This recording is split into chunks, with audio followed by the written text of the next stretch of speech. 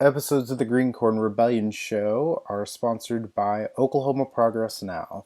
Oklahoma Progress Now is a 501c4 organization focused on building progressive power in Oklahoma. Their primary efforts are on developing progressive content for a 21st century audience, coalition, and capacity building across progressive organizations and causes, and working to see elected leaders who are more responsive to their constituents and the needs of the many. Areas of focus include progressive messaging and communications, coalition building and resource sharing, and focused progressive policy goals.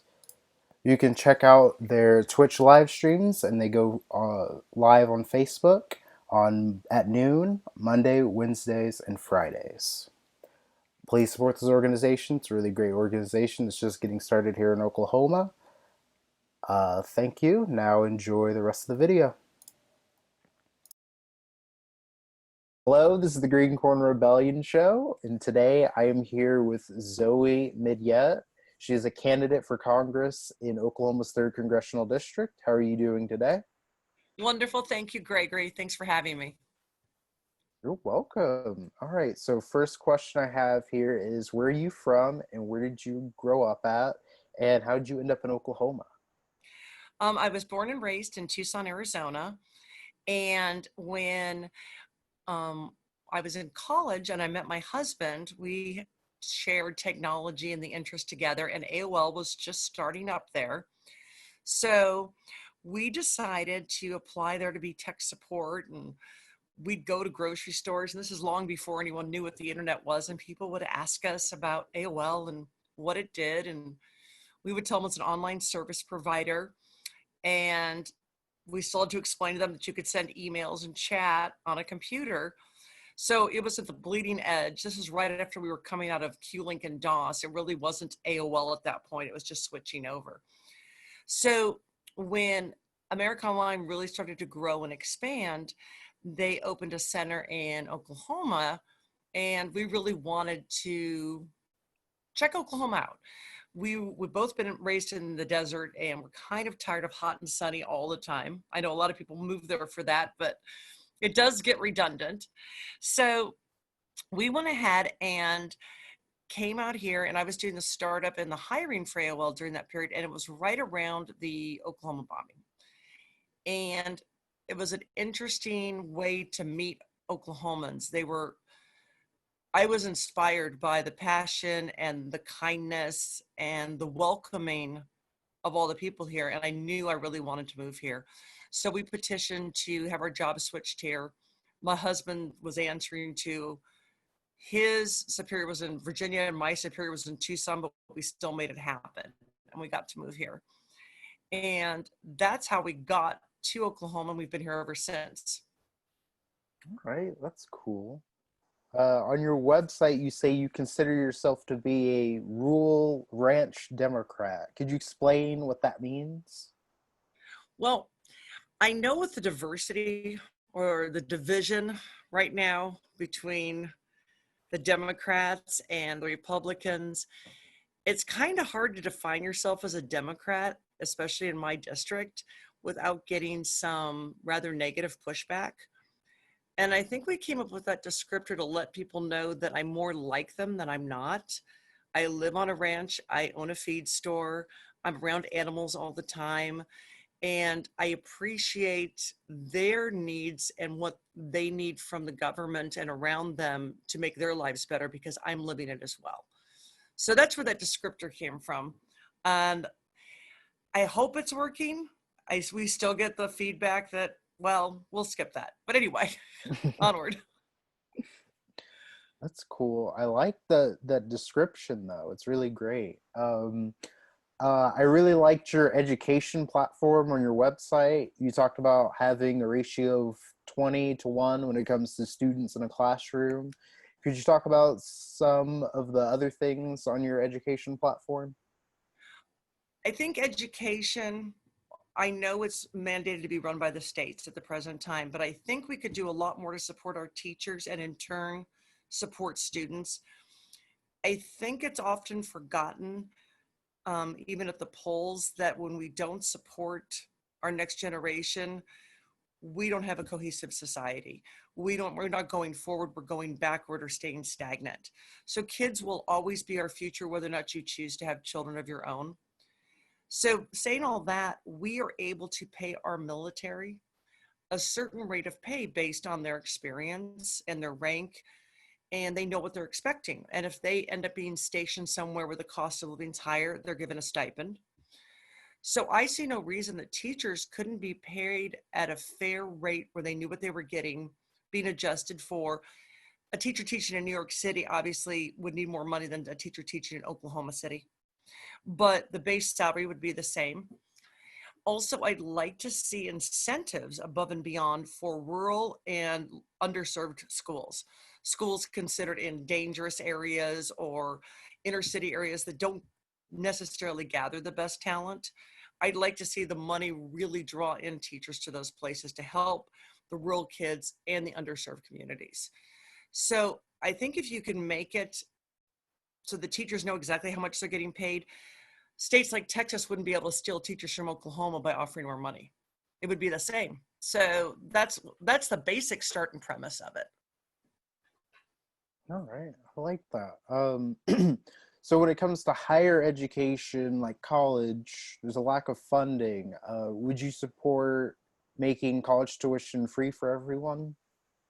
College tuition free is a tough choice. Um, I don't know the economics per se of what it takes to run a major university and if it's feasible to make them 100% free. I don't know that we necessarily should either. I do believe college should be free at a certain level without having to qualify with a scholarship. If you're able to get accepted to that university and you don't have the economic means, I don't think you should be saddled with extensive lifelong debt. But I also don't think that if you have the means to pay, you should be able to go in there and just go for free woohoo on dad's American Express card and have a great old time. There needs to be some kind of checks and balances there on a free tuition program beyond scholarship programs.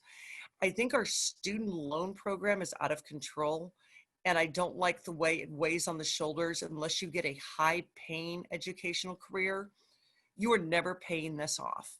So I feel that I think it disincentivizes getting a degree in possibly aquaponics or something, where you're going to be doing research and you're never going to get paid any kind of money, but you're living your passion. So we need to make sure that all the degrees are being taken care of and that students, again, should not be saddled with debt. And if I was going to support in a voting situation college for free, it would be at public universities. I don't believe that private universities should be free. I think if you wanted an education, OU or OSU in our case, or a myriad of the other colleges around here would be fine and be great. All right. Um, so on your platform, you also talk about the importance of passing State Question 802 in order to keep rural hospitals open. Could you talk a little bit more about that? Rural hospitals, in a way, kind of follows what I feel about education. Right now, I live in a rural area. I'm about 25 miles from Oklahoma City. So if I were to get injured right now, badly, the nearest ambulance is in Chandler, which is about 30 minutes away. And then the nearest hospital, again, is 40 minutes away. So I'm over an hour's ride if everything goes smoothly in that situation. And that's pretty awfully far. And there's people in the panhandle that are looking at a 2.5 hour ride if they get their arm cut off in a farming accident. And that's just not, people are going to die. So it comes down to, I know a lot of doctors don't want to just move to the rural areas and work there. We can do one of two things. First phase would be incentivizing doctors to serve 1 day a week or month in a rural hospital to keep those hospitals open, to make sure they're always staffed with qualified medical personnel. Another thing, when I was in Arizona, we had something called the Witchy program for veterinarians, which allowed a University of Arizona graduate to study in Colorado State, which had a veterinary school, paying only in-state tuition. But to pay back the state for that, you had to come back and do, I couldn't remember how many years, 5, 10 years of your veterinary service in Arizona. And then you could live wherever you wanted. So you could do kind of the same things rather than limiting medical school graduates. Go ahead and increase a few numbers. Say we are gonna add 10% to our medical school graduates if you're willing to serve in an underdeserved area for 10 years and you get a reduced tuition, for example. There's lots of options. I don't think it has to be super, super difficult or have a lot of red tape involved. It can be really kind of a simple, basic solution that just gets these areas served. All right. Also, would you be in favor of something like Medicare for all? Absolutely. Um, I just want to make sure. I think the first phase, Obamacare is awesome in theory, but it had a lot of roadblocks put up in its way. So it's kind of difficult and hard to use now, and it's not working the way I think the creators intended. Medicare for all on a first phase platform, I think what we should be doing is doing preventative care for all, automatically, regardless of income. Everyone should be able to go see their OBGYN, get their colonoscopy, get their just the basic care. All your preventative care should just be included with being a US citizen. You walk in there and you just get it. That would be a really great phase. And then I think we could learn from that almost as a test case to go ahead and expand on that for better insurance and possibly slowly phasing out of private insurers. All right, cool. That's a good answer. I like that. So you have a part on your website where you talk about small businesses. Could you talk more about what you'd like to do in order to help them? Right now, I've seen a lot of giant tax cuts for corporations that are known as people. And I see the same corporations giving their CEOs million and multi-million dollar bonuses at the end of the year. These are also the same companies that get bailed out, like the airlines, but then don't have any savings when it comes to something like COVID and need to be bailed out again. And this was after reinvesting their money into their own stocks and still giving out giant bonuses. Well, I perceive this as the only people benefiting from the corporate tax cuts are the very top. It's the same as the typical 1%. Small businesses not necessarily don't need, they may need tax cuts. I own a small business. Of course, I like to pay less taxes. We can kind of struggle through the taxes we owe at my company. But what would be really great for small businesses is really true help in wading through all aspects of what is expected of us to be good citizens within the community. And what I mean by that is when you start a small business, you are instantly HR and you're the CEO and you're the buyer and your customer service, and you are wearing every single hat. And all of a sudden you knew how to make widgets, but you sure as heck didn't know how to wade through payroll. So I think there's no help for small businesses in that regard. Incentivizing and giving free up training for small business owners, or even a free service, a hotline on for this kind of stuff would be great. And if we are going to give tax cuts to anybody, let's start small first. We don't, if a corporation is paying a bonus to their CEO, they don't need help. Bottom line, they really don't. All right, cool. You also talk about agriculture and agribusiness. Could you talk about what you'd like to do in order to help them, and more specifically, how do you differ from the incumbent Frank Lucas in this regard? I think I'm not certain about Frank Lucas. I don't focus on him so much. I know that he supports the larger farmers. I tend to support the ma and pa farmers. And that does not mean I don't support a farm of 60,000 acres or 120,000 acres run by a family. What I tend to not jump in on is ones where you have a corporation from China or Brazil owning land in Oklahoma and farming it. That's not supporting our farmers. So there's two ways to support them. OSU has some outstanding programs and research going on for our farming communities, and they really want to integrate like their newest. They have one that's a recycling program, so that the recycling they use goes back to fertilizer, and they can also generate power from this. It's amazing, impossible fuel. So one thing is, first and foremost, allowing these small businesses when they have a failed crop to stay in business without taking on devastating loans like student loans. Help them out. The big corporate farms do get motivational payments for planting different crops or abstaining from planting. The small farmers don't experience those benefits. Also create a rainy day fund for when it's known that there's a mass problem with crops, that there is something for the farmers. Like right now, we are dealing with a lot of cattle ranchers and a lot of pork producers not being able to get their product. Oh, chicken producers too. They can't get their product to the grocery store. And in one way, little side note, I think this is a great thing because I think that the end users that are so used to walking into their grocery store and being able to pick any choice of meat that they want for their barbecue that night are noticing how empty the shelves are and that there isn't all this different meat that they're used to seeing. So it really puts a nice light on the farms and how much they work day to day to keep that process going between the processing and the raising and everything else. So right now, I think you need to make sure that those farmers who are having to literally, they anticipated X number of dollars from the steers they were taking to market, and they can't even sell these steers at market right now. But they still have to feed these steers. So the cost of the food is still going out and the inlay is not coming in.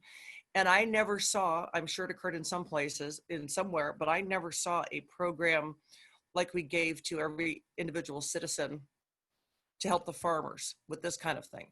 And I don't even think it was touched on at the local farmer level. So these farmers are suffering right now. And they suffer that way the same way they do with bad weather. So I think it's keeping the small farmers in mind. Sorry, got long-winded. No, that was a good answer. I liked it. Do you support breaking up big agricultural businesses in order to help out smaller ones?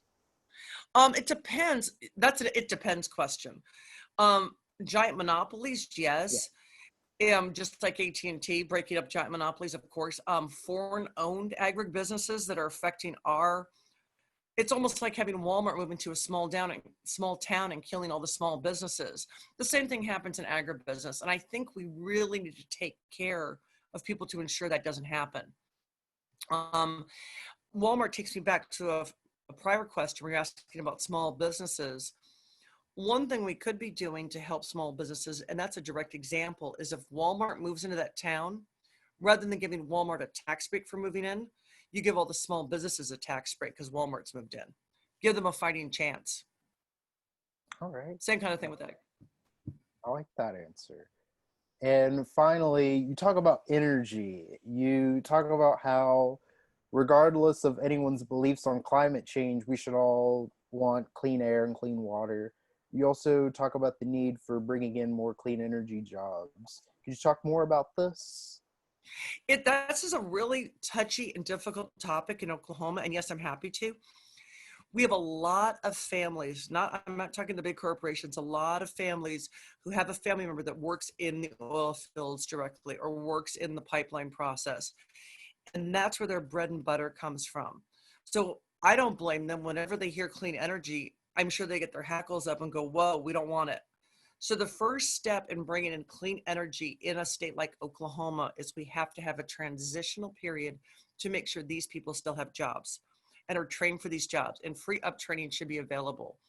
Also incentives to go to clean energy. The people that have oil wells on their land should be getting the same incentive from a wind turbine as they were from the oil field. And I think if you do that transition and really reassure people that they're still going to have a job, it may not be as running an oil derrick, it may be tuning up a wind turbine, but if they're still going to have a job that pays the same, that requires their skill and provides energy, I think they're going to be okay. But I think that has to take place first.